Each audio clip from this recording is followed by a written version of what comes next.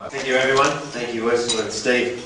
I'd like to start off by asking the question, how many of you absolutely find selling quite challenging and something that you don't necessarily love doing? And then how many people in the room just absolutely love selling, you just live and breathe to have selling conversations every day? Andrew, put up your hand. So what makes selling challenging? And so what I'd like to share with you is some of the insights that have been taking place over the last few years. So what do you think is the absolute number one thing that's changed the world of selling? The internet. And why? What's changed with the advent of the internet? Yeah, our buyers have got so much more information. And so what's happened is it's massively changing the nature of the conversation. So what used to happen in the past is that sellers were the communicators of information. In other words, we get in front of the seller would have the information, and then they would provide it. Now that was one of the big traps that sellers have previously got into in the past, which is the trap of being product pushers, feature floggers. We've all had that experience, yes? We've got in front of sellers who have done those kinds of things. Then what's happened then is the marketplace has got so much more competitive. The shift has not been just around communicating what you've got. It's been communicating value. In other words, mine's better than the competitors. Does that make sense? And still there's sort of a variation, and that's where the advent of value selling has come into play. But what do you think what makes the difference today? What is it that we as buyers, and then for us as sellers, what really makes the difference because of the internet?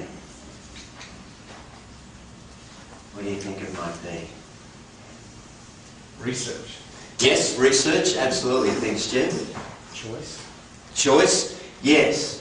So what's happened, and there was a Harvard Business Review article that talked about this a couple of years ago, is that what's happening today is that value is actually being created by the buyer and the seller in the buyer-seller engagement.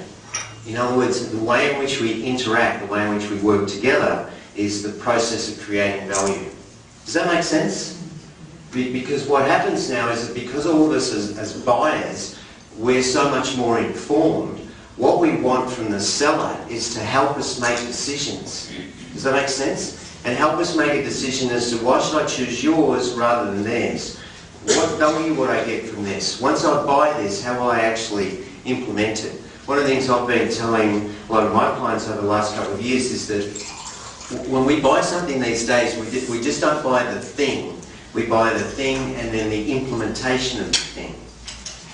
Does that make sense? And so in a retail context, if I go and talk to somebody, and let's say I'm in the jewellery business, then what I want to know as a buyer is, okay, help me to make the decision, and how will this go with the accessories, with my look, with what it is that I'm trying to have as an outcome.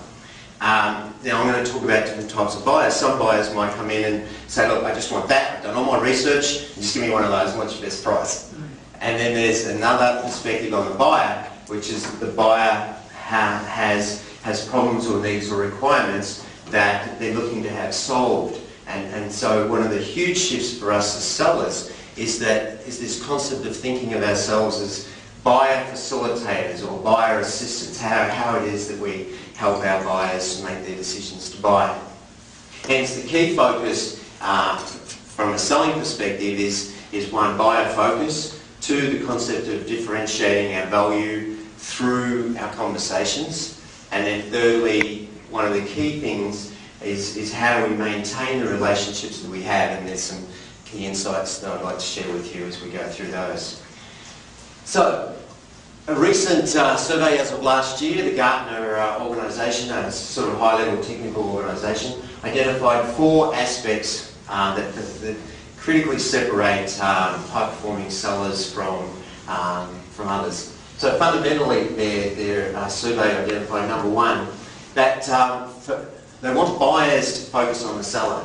It's all about me. You know, all of us, we want the seller to focus on our needs and not on selling